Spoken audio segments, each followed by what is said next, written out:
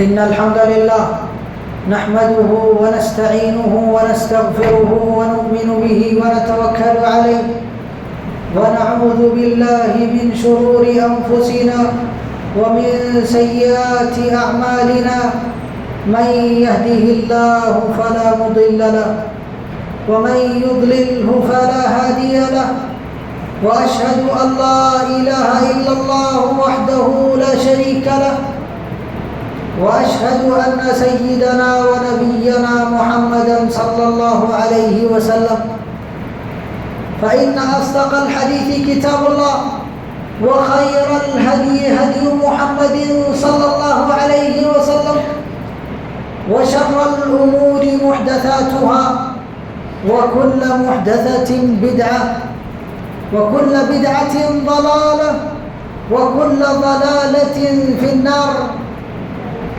قال الله سبحانه وتعالى في كلامه المجيد: أعوذ بالله من الشيطان الرجيم بسم الله الرحمن الرحيم.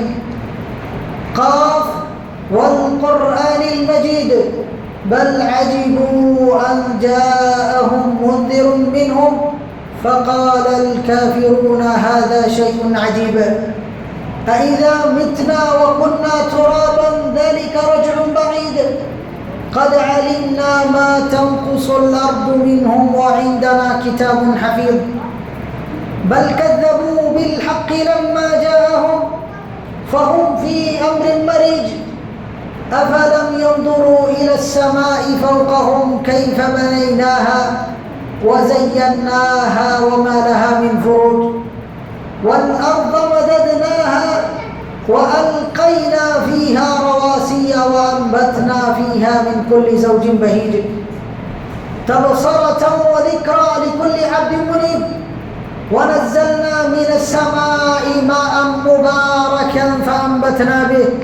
فأنبتنا به جنات وحب الحصيد والنخل باسقات لها طلع نضيد رزقا للعباد وأحيينا به بلدة ميتا كذلك الخروج كذبت قبلهم قوم نوح وأصحاب الرس وثمود وعاد وفرعون وإخوان لوط وأصحاب الأيكة وقوم تبع كل كذب الرسل فحق وعيد أفعينا بالخلق الأول بل هم في لبس من خلق جديد.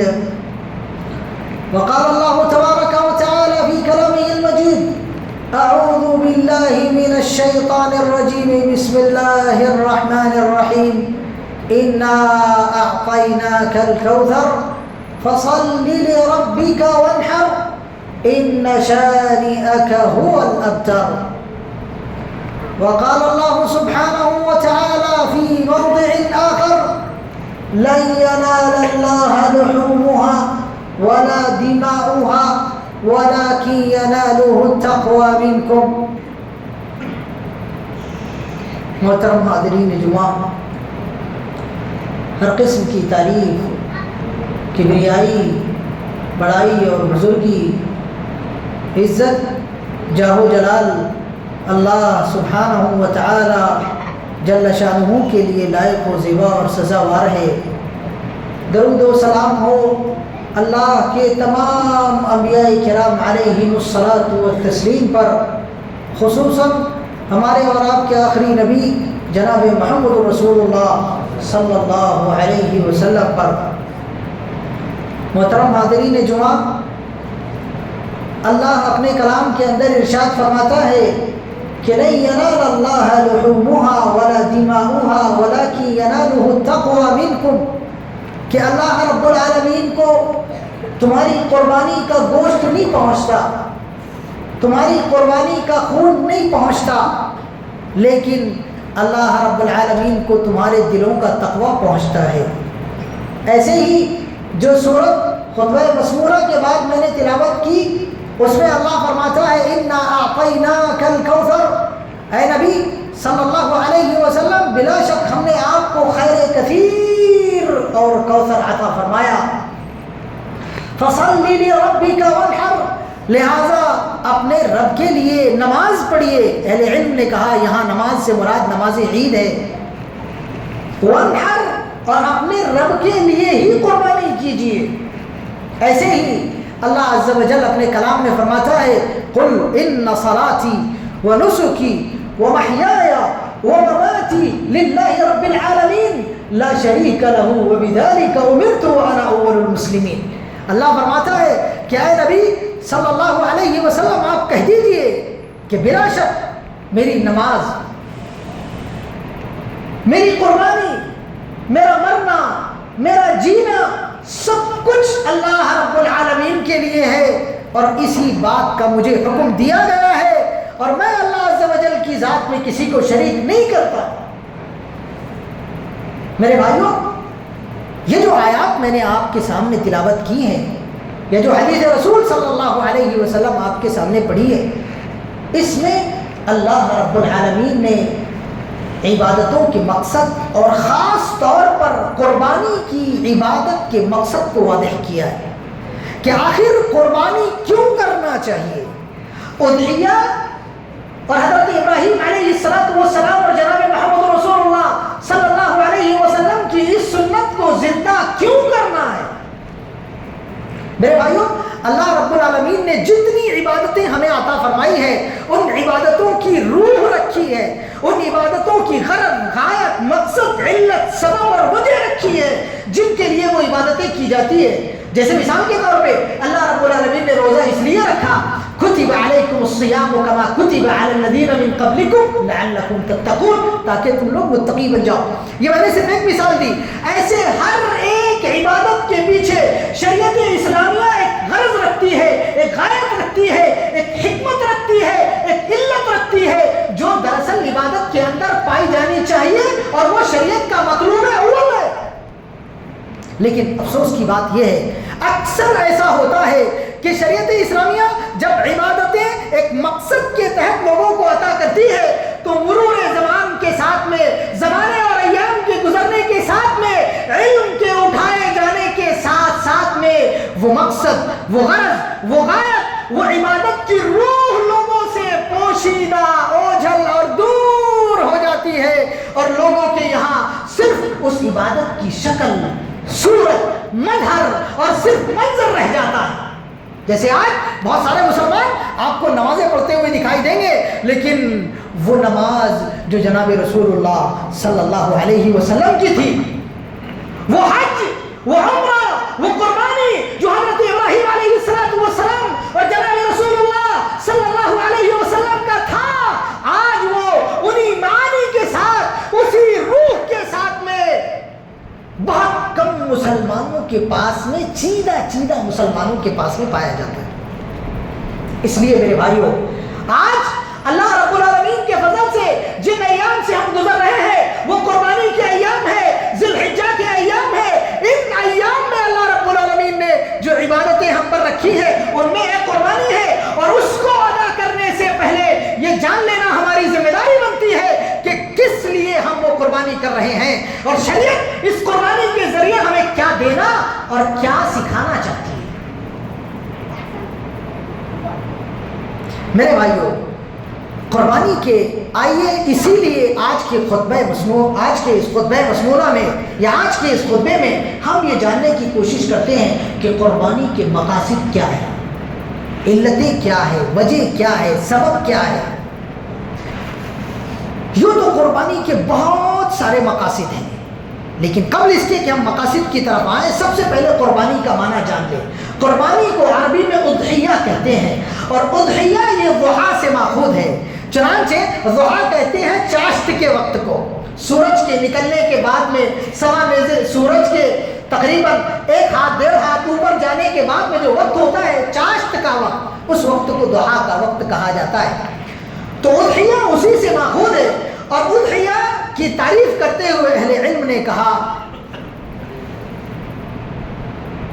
بہیمۃ الانعام التي يتقرب بذبحها لله سبحانه وتعالى في يوم النحر وأيام التشريق يسمى أضحية، کہ قربانی بہیمۃ الانعام میں سے یعنی ابل میں سے، بقر میں سے، غنم میں سے اور ان کے انثی میں سے جو جانور یوم النحر کو، ایام تشریق کو اللہ عز و جل کی رضا کے لیے قربان کیا جاتا ہے اسے اضحیہ کہا جاتا ہے۔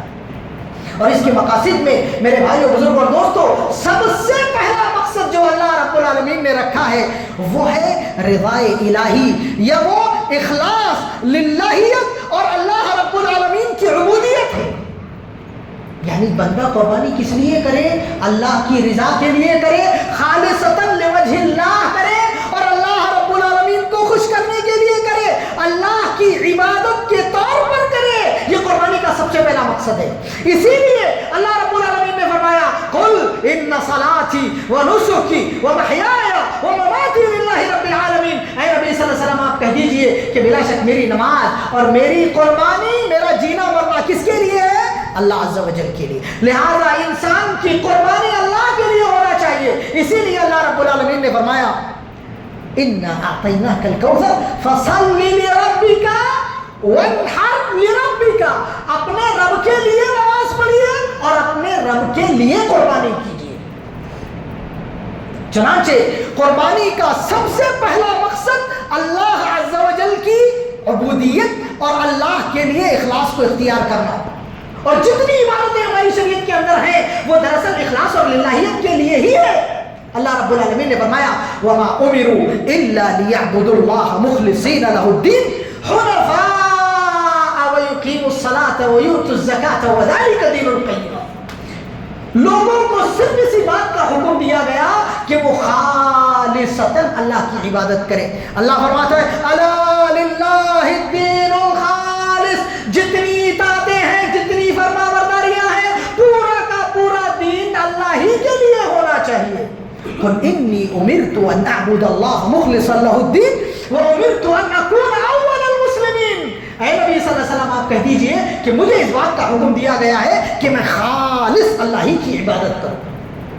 اور میرے بھائیوں، یہ جو قربانی ہے، یہ قربانی ایسا نہیں ہے کہ صرف امت محمدیہ صلی اللہ علیہ وسلم پر اللہ رب العالمین نے رکھی، بلکہ اللہ رب العالمین نے جتنی امتیں بھیجی ساری امتوں پر اللہ رب العالمین نے قربانی کو رکھا تھا۔ اللہ فرماتا ہے وَلِكُلِّ أُمَّةٍ جَعَلْنَا مَنْسَكًا۔ ہر امت کے اندر ہم نے قربانی کو رکھا۔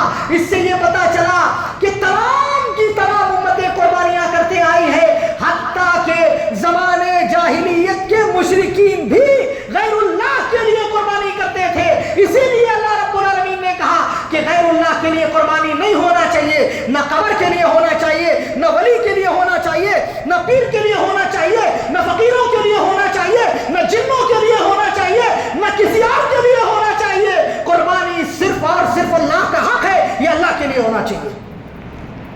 ما جعل اللہ من بحیرۃ ولا سائبۃ ولا وصیلہ ولا حام ولکن الذین کفروا یفترون علی اللہ الکذب۔ اللہ رب العالمین نے فرمایا یہ مشرکین جانوروں کو ذبح کر کے بھی اللہ کے لیے قربانی کرتے تھے اور جانوروں کو اللہ کے لیے چھوڑ کر بھی قربانی کرتے تھے۔ چنانچہ انہوں نے کہا کہ بحیرہ ہے۔ اب بحیرہ بولے تو وہ جانور جو 5 بچے پیدا کر دے، اگر اس نے 5 بچے جن دیا تو اس کو بحیرہ بولتے تھے، یعنی اس کا پیٹ جو ہے باہر کی طرح ہے، سمندر کی طرح ہے، بہت بچہ جننے والا یہ جانور ہے۔ چنانچہ ایسے جانور کو چھوڑ دیا کرتے، ایسے جانور کو بحیرہ بولتے۔ اللہ نے فرمایا ما جعل اللہ من بحیرہ، اللہ نے کوئی بحیرہ نہیں بنایا، ولا سائبہ اور یسیبون الانعام، اور جانوروں کو چھوڑ دیا کرتے تھے۔ ایسے کسی جانور کو چھوڑ دیا، اب اس پہ سواری نہیں کریں گے، اس کا دودھ نہیں دھوئیں گے، اس کو ماریں گے نہیں، اس کو چھوڑ دے، غیر اللہ کے لیے چھوڑ دیا کرتے تھے، اس کو سائبہ بولتے تھے۔ اللہ نے فرمایا ما جعل اللہ من بحیرہ ولا سائبہ ولا وصیلہ۔ ایسے ہی وصیلہ بولے تو اگر کوئی اونٹنی ایک ساتھ میں توأم یعنی جڑواں بچے دیتی اور ایک مذکر ہوتا دوسرا مؤنث ہوتا تو وہ اس کو بھی، ایسے جانور کو بھی چھوڑ دیتے تھے اللہ کے لیے قربانی کے طور پر، کوئی اس کو ہاتھ نہیں لگائے گا۔ اللہ نے فرمایا یہ وسیلہ بھی نہیں ہے، ولا حام، اور ایسے ہی اگر ایک اونٹ، یہ مطلب ایک اونٹنی یا کوئی گائے اگر کنٹینیو لیڈیز بچے مؤنث بچے پیدا کر رہی 5 6 7 3 4 تو اس کو بھی چھوڑ دیتے تھے، اس کو حام بولتے تھے۔ تو اللہ رب العالمین نے فرمایا یہ جو مشرکین اس طرح کی قربانیاں کبھی چھوڑ کے، کبھی پکڑ کے، کبھی کاٹ کے، کبھی بغیر کاٹے اللہ کے لیے کرتے ہیں، یہ قربانیاں نہیں ہیں. حرمت علیکم المیتۃ والدم ولحم الخنزیر وما اہل لغیر اللہ بہ، جو غیر اللہ کے لیے قربان کیا جائے وہ بھی تمہارے اوپر حرام ہے. لہٰذا میرے بھائیوں ایک جگہ وما اہل لغیر اللہ بھی کہا گیا، ایک جگہ وما اہل لغیر اللہ بھی کہا گیا. دونوں ہی قسم، چاہے اس کو غیر اللہ کے نام پر قربان کیا جائے یا غیر اللہ کے آستانے میں لے جا کے ذبح کیا جائے، اللہ کے نام پہ کیوں نہ ہو، نہیں کہا. تو قربانی کا سب سے پہلا مقصد، سب سے پہلی غرض و غایت یہ کہ قربانی صرف اور صرف اللہ عز و جل کے لیے ہوگی، اللہ کے علاوہ کسی اور کے لیے نہیں ہوگی. ایسے ہی میرے بھائیوں قربانی کا دوسرا مقصد رسول اللہ صلی اللہ علیہ وسلم کی اقتداء ہے. اللہ رب العالمین نے جناب رسول اللہ صلی اللہ علیہ وسلم کو حضرت ابراہیم علیہ السلام کی ابتدا میں اس کا حکم دیا. فرمایا ان اتبع ملت ابراہیم حنیفا، اے نبی صلی اللہ علیہ وسلم حضرت ابراہیم علیہ السلام کی ملت کی اتباع کیجیے. اب جناب رسول اللہ صلی اللہ علیہ وسلم نے بھی میرے بھائیوں حضرت ابراہیم علیہ السلام کی ملت کی اتباع میں قربانیاں کی. حجۃ الوداع کے سال میں جناب رسول اللہ صلی اللہ علیہ وسلم نے 100 اونٹ اللہ کے لیے قربان کیے. کتنے اونٹ؟ 100، جن میں سے 63 اونٹ جناب رسول اللہ صلی اللہ علیہ وسلم نے خود اپنے ہاتھ سے قربان کیے. حضرت جابر بن عبداللہ رضی اللہ عنہ کہتے ہیں حضرت مع رسول اللہ صلی اللہ علیہ وسلم یوم عید الاضحیٰ فنزل من المنبر فضحى بکبشین املحین اقرنین. اللہ کے نبی صلی اللہ علیہ وسلم عید الاضحیٰ میں اپنے ممبر سے نیچے اترے اور ممبر سے نیچے اترنے کے بعد میں جناب رسول اللہ صلی اللہ علیہ وسلم نے 2 ملیح یعنی سفید، ایسے سفید جن کے سفیدی میں کالا پن ملا ہوا ہو اور جن کے بڑے بڑے سینگ ہو. بعض روایتوں کے اندر موجوعین یعنی خصی کے بھی الفاظ ہیں، یعنی ایسے 2 جانوروں کو رسول اللہ صلی اللہ علیہ وسلم نے اللہ کے لیے قربان کیا. تو ہمیں حضرت ابراہیم علیہ السلام کی ابتدا کرنی ہے، حضرت جناب رسول اللہ صلی اللہ علیہ وسلم کی ابتدا کرنی ہے. اور یہ اقتدا حضرت ابراہیم علیہ السلام کے قصے سے ہی آئی ہے. حضرت ابراہیم علیہ السلام نے خواب میں دیکھا اپنے بچے کو ذبح کر رہے، ان کے بیٹے اسماعیل علیہ السلام نے فوراً اطاعت کی. کہا یا ابت افعل ما تؤمر ستجدنی انشاءاللہ من الصابرین. تو حضرت اسماعیل علیہ السلام نے ان کے نبی ابراہیم علیہ السلام کی ابتدا کی. لہذا قربانی کا تقاضا یا قربانی کا مقصد یہ ہے کہ ہم بھی اپنے نبی کی ابتدا کریں. اطیعوا اللہ واطیعوا الرسول واولی الامر منکم. اللہ کی اطاعت کرو، رسول اللہ صلی اللہ علیہ وسلم کی اطاعت کرو، اور جو اللہ رب العالمین نے تمہارے اولو الامر بنائے ہیں چاہے وہ غلام میں سے ہو یا علماء میں سے ہو، ان کی بھی ابتدا اور اتباع کرو.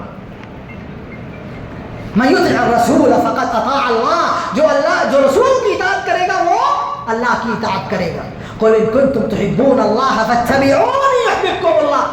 اللہ کے نبی صلی اللہ علیہ وسلم فرماتے ہیں من احب سنتی فقد احبنی ومن احبنی کان معی فی الجنہ. لہذا میرے بھائیوں قربانی کا دوسرا مقصد جناب رسول اللہ صلی اللہ علیہ وسلم کی اقتداء اور اتباع ہونا چاہیے. طيب قربانی کا تیسرا مقصد اللہ رب العالمین کی تکبیر بلند کرنا، اللہ کی تعظیم کرنا. اللہ رب العالمین قرآن کریم میں فرماتا ہے لن ينال الله لحومها ولا دماؤها ولكن يناله التقوى منكم كذلك سخرها لكم لتكبروا الله على ما هداكم ولعلكم تشكرون. لتكبروا الله على ما هداكم والله يحب المحسنين. اب یہاں پر اللہ رب العالمین نے فرمایا تاکہ یہ جو ہم نے جو قربانی کے جانور تم کو عطا کیے ہیں لتکبروا اللہ علی ما ہداکم، تاکہ تم لوگ اللہ رب العالمین کی اس ہدایت پر اللہ کی تکبیر، تعظیم، توصیف، کبریائی اور بڑائی بیان کرو، اللہ کی تعظیم کرو. اور میرے بھائیوں یہ اللہ رب العالمین کی ان ایام میں قربانی کے ذریعے جو تعظیم ہے وہ کیسے ہوگی؟ وہ اس طریقے سے ہوگی، وہ اس طریقے سے ہوگی کہ ہم جن ایام سے گزر رہے ہیں انہیں اشہر حرم کہا جاتا ہے، اور ان اشہر حرم کی حرمت کا خیال رکھنا یہ اللہ کی تعظیم کرنا ہے. اللہ رب العالمین نے فرمایا ان عدت الشہور عند اللہ 12 شہرا فی کتاب اللہ یوم خلق السماوات والارض منها 4 حرم. اللہ رب العالمین نے مہینوں کی تعداد 12 بنائی ہیں، ان میں سے 4 مہینے اللہ رب العالمین نے حرمت والے بنائے ہیں، اور ان 4 مہینوں میں سے یہ ذی الحجہ کا مہینہ جس سے ہم لوگ گزر رہے ہیں وہ بھی ہے۔ لہٰذا میرے بھائیو، اللہ رب العالمین کی تعظیم میں سے یہ ہے کہ یہ جو اشہر حرم اللہ رب العالمین نے بنائے ہیں ہم ان کی تعظیم کریں۔ ایسے ہی اللہ کی تعظیم میں سے بھی یہ ہے کہ ہم یہ ذی الحجہ کے جو 10 دن چل رہے ہیں ان 10 دنوں کی تعظیم کریں۔ اللہ قرآن کریم میں فرماتا ہے والفجر ولیال عشر، قسم ہے فجر کی اور قسم ہے 10 راتوں کی۔ اب یہ 10 راتوں سے کیا مراد ہے؟ اہل علم نے کہا کہ ان 10 راتوں سے مراد یہ ذی الحجہ کے 10 ایام ہیں۔ بعض اہل علم نے کہا کہ رمضان کی 10 راتیں ہیں، لیکن ایک اور اہل علم کا یہ بھی ہے کہ یہ 10 دن جو ذی الحجہ کے چل رہے ہیں ان کی اللہ رب العالمین نے قسم کھائی ہے۔ ایسے ہی اللہ رب العالمین کی تعظیم کا حصہ یہ بھی ہے کہ یوم النحر کو، جس میں ہم لوگ جانور کو قربان کرتے ہیں، ہم اس دن کی بھی تعظیم کریں۔ اللہ کے نبی صلی اللہ علیہ وسلم فرماتے ہیں ان افضل ایام الدنیا عند اللہ عز وجل یوم النحر، اللہ کے نزدیک سب سے عظیم دن یوم النحر کا ہے۔ کون سا ہے؟ قربانی کا دن اللہ کے نزدیک سب سے عظیم ہے۔ ثم یوم القر، اس کے بعد میں 11ویں تاریخ کا دن ہے، ذی الحجہ کی 11ویں تاریخ کا دن۔ تو میرے بھائیوں، اس دن کی تعظیم کرنا یعنی 10ویں ذی الحجہ کی تعظیم کرنا جو یوم النحر ہے، اس دن کی تعظیم کرنا بھی دراصل اللہ رب العالمین کی تعظیم کرنا ہے۔ ایسے ہی میرے بھائیوں، اس دن جو ہم لوگ قربانی کر رہے ہیں اس قربانی کی تعظیم کرنا بھی دراصل اللہ کی تعظیم کرنا ہے۔ اللہ رب العالمین نے حضرت ابراہیم علیہ السلام سے یہ فرمایا وَفَدَيْنَاهُ بِذِبْحٍ عَظِيمٍ، کیا کہا اللہ نے؟ فَلَمَّا أَسْلَمَ وَتَلَّهُ لِلْجَبِينِ وَفَدَيْنَاهُ بِذِبْحٍ عَظِيمٍ۔ اللہ رب العالمین نے اس کو جو ذبیحہ اللہ رب العالمین نے حضرت ابراہیم علیہ السلام کو عطا فرمایا، اس ذبیحے کو اللہ رب العالمین نے عظیم کے وصف سے ذکر کیا۔ لہٰذا میرے بھائیوں، اس کی ہمیں کیا کرنا چاہیے؟ تعظیم کرنا چاہیے۔ اس کی تعظیم کا حصہ یہ ہے کہ ہمیں اسے اچھے سے اچھا، فربے سے فربا، موٹے سے موٹا، تازے سے تازہ، اسمن سے اسمن، قیمتی سے قیمتی جانور لے کے آنا چاہیے، تب تو ہم تعظیم کر رہے ہیں۔ ورنہ ایسا للو پنجو لے کے آ گئے، چل رہے ہیں ادھر ادھر، ہڈی دکھ رہی گوشت نہیں ہے، نہیں، ایسا نہیں۔ یا ایھا الذین آمنوا انفقوا من طیبات ما کسبتم ومما اخرجنا لکم من الارض، اے ایمان والو، جو طیب چیزیں ہم نے تم کو دی ہیں وہ طیب چیز اللہ کے لیے نکالو۔ ان اللہ طیب لا یقبل الا طیبا، اللہ طیب ہے، پاک پاکیزہ ہے، اور اللہ پاکیزہ چیز کو ہی قبول کرتا ہے۔ لہذا میرے بھائیوں، ہمیں جو یہ جاننا، اس کی تعظیم اس طرح کرنی ہے کہ اس کو اچھے سے اچھا لے کے آنا ہے۔ اور اللہ کے نبی صلی اللہ علیہ وسلم نے فرمایا ان اللہ کتب الاحسان علی کل شیء فاذا قتلتم فاحسنوا القتل واذا ذبحتم فاحسنوا الذبح۔ اے لوگو، اللہ نے تم پر ہر ایک چیز پر احسان کو فرض کیا، لہٰذا جب جانور کو قربان کرو تو اچھے انداز سے قربان کرو، چھری کو تیز کر لیا کرو۔ لہٰذا میرے بھائیوں، یہ جانور کی تعظیم ہی کا حصہ ہے۔ ایسے ہی ہمیں اللہ کی تعظیم اس طرح بھی کرنی ہے کہ اپنے مسلمان بھائی جو ہمارے پاس میں ہے، ہمیں انہیں دھوکہ نہیں دینا ہے، ان کا مال نہیں ہڑپنا ہے، ان کی عزت و آبرو میں حملہ نہیں کرنا ہے۔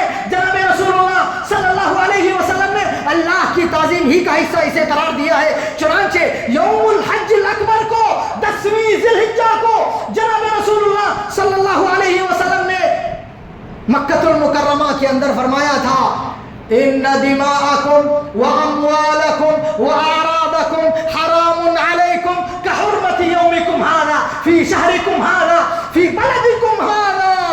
اللہ رب العالمین نے تمہارے خونوں کو، تمہاری جانوں کو، تمہارے مالوں کو، تمہاری عزتوں کو ایک دوسرے کے اوپر ایسے ہی حرام قرار دیا ہے جیسا کہ یہ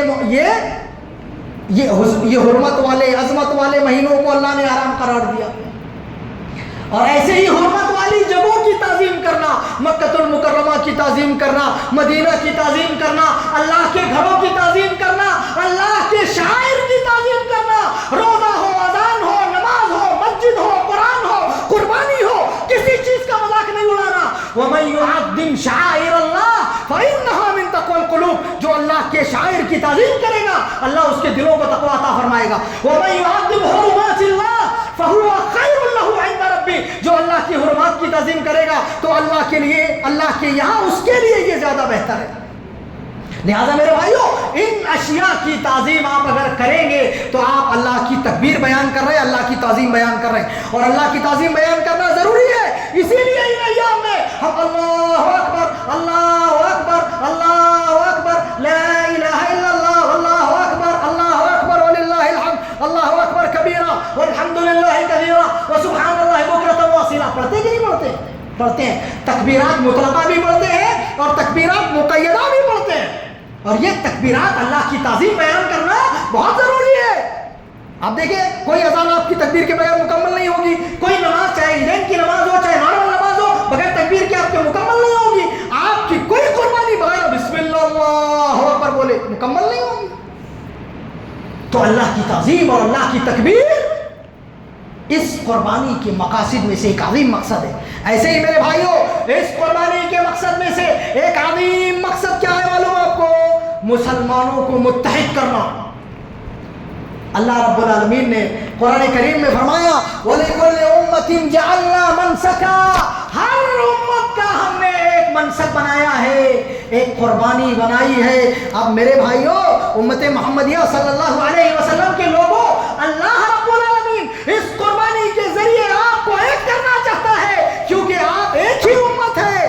میرے بھائیوں، چاہے وہ حنفی مسلک کے ہوں، شافعی کے ہوں، حنابلہ کے ہوں یا مالکی مسلک کے ہوں، تمام کے تمام لوگ قربانی کرتے ہیں کہ نہیں کرتے ہیں؟ اختلاف کرتے ہیں کہ نہیں کرتے ہیں؟ تو اللہ رب العالمین اس قربانی کے ذریعے آپ کو ایک کرنا چاہتا ہے۔ وَاعْتَصِمُوا بِحَبْلِ اللَّهِ جَمِيعًا وَلَا تَفَرَّقُوا، اللہ کی رسی کو سب مل کر مضبوطی سے تھام لو۔ وَلَا تَكُونُوا كَالَّذِينَ تَفَرَّقُوا وَاخْتَلَفُوا مِن بَعْدِ مَا جَاءَهُمُ الْبَيِّنَاتُ وَأُولَٰئِكَ لَهُمْ عَذَابٌ عَظِيمٌ۔ ان لوگوں کی طرح نہ ہو جائے جن کے پاس میں کتاب آنے کے بعد میں اختلاف و انتشار کا شکار ہو جائے۔ ان الذين فرقوا دينهم وكانوا شيعا لست منهم في شيء، وہ لوگ جنہوں نے اللہ کے دین کو ٹکڑے ٹکڑے کر دیا، اللہ کے نبی صلی اللہ علیہ وسلم اور امت محمدیہ، آپ کا ان سے کوئی لینا دینا نہیں ہونا چاہیے، یعنی آپ ویسے نہ بنے۔ لہذا میرے بھائیوں، یہ قربانی آپ کو متحد کرتی ہے۔ ایک ہی تاریخ کو آپ لوگ قربانی کرتے ہیں، اور جیسے ہی نماز ہوتی ویسے ہی قربانی کرتے ہیں۔ جس وصف کا جانور رسول اللہ صلی اللہ علیہ وسلم نے بولے اسی وصف کا جانور قربان کرتے ہیں۔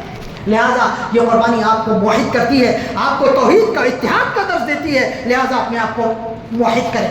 اور ایسے ہی اس قربانی کے دروس میں سے یا اس قربانی کے مقاصد میں سے ایک عظیم مقصد اللہ کے لیے استسلام اختیار کرنا۔ کیا کرنا؟ اللہ کے لیے استسلام اختیار کرنا۔ اب کیا مطلب ہے اللہ کے لیے استسلام کا؟ مطلب اللہ کے سامنے سرنڈر کر دینا، اللہ کی باتوں کے آگے جھک جانا، اکڑنا نہیں، ریگریٹ نہیں کرنا، نظر انداز نہیں کرنا۔ اللہ کی باتیں ہونے کے بعد میں، کلام آ جانے کے بعد میں، رسول اللہ صلی اللہ علیہ وسلم کا فرمان آ جانے کے بعد میں اس کی باتیں نہیں لانا، تسلیم خم کر دینا اللہ کے سامنے اپنے سر کو۔ اللہ رب العالمین نے قرآن کریم میں فرمایا وَلِكُلِّ أُمَّةٍ جَعَلْنَا مَنْسَكًا لِيَذْكُرُوا اسْمَ اللَّهِ عَلَىٰ مَا رَزَقَهُم مِّن بَهِيمَةِ الْأَنْعَامِ فَإِلَٰهُكُمْ إِلَٰهٌ وَاحِدٌ فَلَهُ أَسْلِمُوا۔ چنانچہ اللہ رب العالمین نے فرمایا کہ یہ جو بہیمۃ الانعام ہم نے تم کو دیے ہیں، ان پر اللہ کا نام لے، اور یاد رکھو کہ تمہارا پروردگار ایک ہی ہے، لہذا اس کے لیے استسلام اختیار کریں۔ اب آپ دیکھیں یہ استسلام کا درس حضرت ابراہیم علیہ السلام نے اس قربانی میں کیسے ہم کو دیا۔ اللہ رب العالمین نے حضرت ابراہیم علیہ السلام کو فرشتہ بھیج کر کے قربانی کا حکم نہیں دیا، ڈائریکٹ بات کر کے نہیں دیا، بلکہ صرف اور صرف خواب میں حضرت ابراہیم علیہ السلام کو ایسا دکھایا کہ اپنے بچے کو ذبح کر رہے ہیں۔ حضرت ابراہیم علیہ السلام نے پلٹ کے پوچھا نہیں خواب سچا ہے کہ جھوٹا ہے، اللہ تیری طرف سے ہے کہ شیطان کی طرف سے ہے کہ نفس کی طرف سے؟ ہاں، فوراً سرنڈر کر دیے اور اپنے بچے سے کہا یا بنی انی اری فی المنام انی اذبحک فانظر ماذا تری، اے میرے بیٹے میں خواب میں دیکھ رہا ہوں کہ تمہیں قربان کر رہا ہوں۔ آپ کیا بولتے ہیں؟ کیا آپ راضی ہیں؟ کیا آپ تیار ہیں؟ حضرت ابراہیم علیہ السلام نے اللہ کے امر کے سامنے سرنڈر کر دیا۔ وَإِذِ ابْتَلَىٰ إِبْرَاهِيمَ رَبُّهُ بِكَلِمَاتٍ فَأَتَمَّهُنَّ قَالَ إِنِّي جَاعِلُكَ لِلنَّاسِ إِمَامًا۔ اللہ نے ابراہیم علیہ السلام کو آزمایا، ابراہیم علیہ السلام نے اللہ کے سامنے سر تسلیم خم کر دیا۔ ان کے بیٹے اسماعیل علیہ السلام نے بھی کیسے اللہ کے سامنے استسلام کیا. انہوں نے کہا یا ابت افعل ما تؤمر ستجدنی انشاءاللہ من الصابرین. کہا اے ابو جان اللہ جو آپ کو حکم دے رہا کر گزریے, مشکل نہیں ہے, ٹینشن نہیں ہے, اللہ ہمارا پروردگار ہے. یہ دیکھیں کیسے بچے نے استسلام اختیار کیا. اور یہی نہیں, اس سے بڑی بات میرے بھائیوں یہ ہے کہ پورے قرآن کریم کے اندر اور حدیث رسول صلی اللہ علیہ وسلم میں کہیں پر بھی حضرت اسماعیل علیہ السلام کی اماں اور حضرت ابراہیم علیہ السلام کی زوجہ حضرت ہاجر علیہ السلام کے فیصلے کا یا ان کے انکار کا کہیں پر کوئی ذکر نہیں کیا گیا کہ انہوں نے یہ بولا ہو ارے یہ بچہ تمہارا ہی تھوڑی ہے, میرا بھی بچہ ہے, میں نہیں چاہتی اس کو ذبح کرو, جیسے آج کل ہمارے یہاں کی عورتیں کرتی ہے, میرا بھی بچہ ہے, میری بھی بات سنی جائے گی, میرے پوچھے بغیر ایسا کر لیتے. نہیں, حضرت ہاجر علیہ السلام نے کچھ بھی نہیں کہا, اللہ کا حکم ہے سرنڈر کر دیا.